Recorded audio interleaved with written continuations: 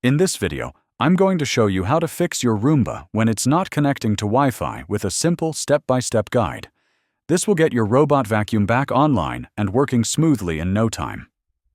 First, make sure your Wi-Fi network is working properly and your phone is connected to it.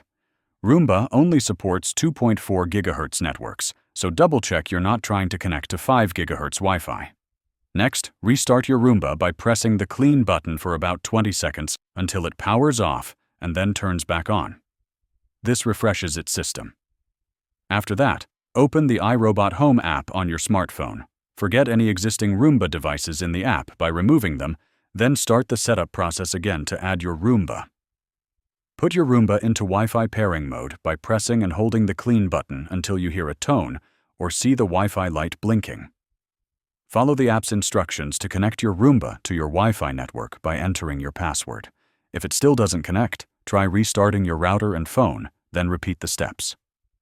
That should fix your Roomba's Wi-Fi connection issue and get it back to cleaning your home. If this video helped you, please like and subscribe to the channel for more quick tech fixes.